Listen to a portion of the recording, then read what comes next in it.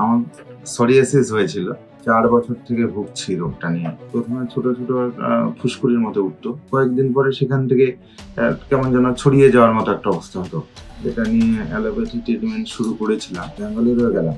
Treatment করার পর ওখান থেকে বলে দিলেন যে এটা কিউরেবল ডিজিজ নয়। Welcome to natural health. আজকে আমাদের সাথে আছেন সুধীর বর্মা, যিনি সমস্যাগুলো নিয়ে ডক্টর কে.এম. সাইফুল্লাহ স্যারের কাছে ট্রিটমেন্ট নিচ্ছেন। আসুন ওনা থেকেই জেনে নিই আফটার ট্রিটমেন্ট উনি কেমন আছেন। Good afternoon. Good afternoon. কি সমস্যা নিয়ে আসা হলো? আমার সরিয়াসিস হয়েছিল। 4 বছর থেকে ভুগছি রোগটা নিয়ে। এটা নিয়ে অ্যালোপ্যাথি ট্রিটমেন্ট শুরু করেছিলাম কোচবিহারে, তারপর সেখান থেকে আবার ব্যাঙ্গালোরে গেলাম। ট্রিটমেন্ট করার পর ওখান থেকে বলে দিলেন যে এটা কিউরেবল ডিজিজ নয়। তবু ওষুধ দিলেন, ওষুধ খেলাম।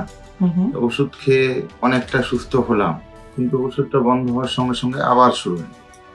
আরে বেশি করে সারা শরীরে শুরু হয়ে গেল। আর এটা তো ভীষণ রকম চুলকুনি হয় রোগটাতে, মাথায়ও হয়েছিল, সারা গায়ে হাতে হয়েছিল। তারপর আমি ফেসবুকে পেলাম ডক্টর কে.এম. সাইফুল্লাহ এবং ন্যাচারাল আয়ুর্বেদের সম্পর্কে জানতে পারলাম যেখানে সরিয়াসিসের ট্রিটমেন্টটাও ভালো হয়। তো আমি এলাম, এসে না ট্রিটমেন্টটা শুরু করলাম।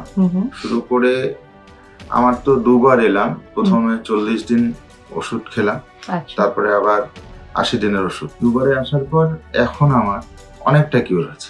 এই মুহূর্তে আমি বলতে পারি যে 60-70% কিউর হয়েছে ডিজিজটা। এই যে বললেন কি সারা শরীরে আপনার সোরিয়াসিসের প্রবলেমটা হতো, তো মেইনলি চুলকানোর সাথে সাথে আর কি কি অসুবিধা হতো? প্রথমে ছোট ছোট ফুসকুড়ির মতো উঠতো, কয়েকদিন পরে সেখান থেকে কেমন যেন ছড়িয়ে যাওয়ার মতো একটা অবস্থা হতো। তারপর সেখান থেকে চামড়া উঠে যাওয়ার মতো অবস্থা। তারপর বিশেষ করে রাতে শোয়ার সময় বেশি কষ্ট। এটা এই মুহূর্তে এই সমস্যাগুলো নেই। এই 4 বছরে কেমন কেমন চিন্তা বেদনা মাথাতে আসলো? না, যখন ডাক্তারবাবু বললেন যেটা কিউরেবল ডিজিজই না, তখন তো খুব খারাপ চিন্তা ভাবনা হয়েছিল, যদি এটা যদি ছড়িয়ে যেতে যেতে যদি সারা শরীরটা ঘিরে ফেলে তাহলে কি হতে পারে, এরকম একটা চিন্তা ভাবনা হয়।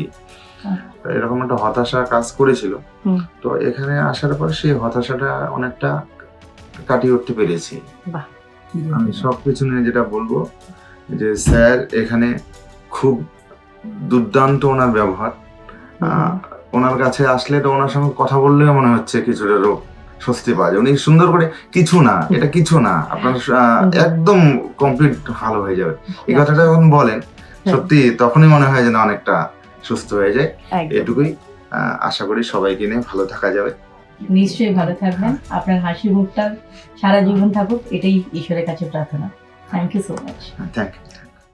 मैं बीइंग अ डॉक्टर कमिटेड हूँ अपने पेशेंट के लिए, ईमानदारी के साथ, सच्चाई के साथ, मोहब्बत के साथ उनका ट्रीटमेंट करने के लिए, उनका ख्याल रखने के लिए, उनकी बातों को सुनने के लिए और उनके दर्द के लिए मरहम बनने के लिए।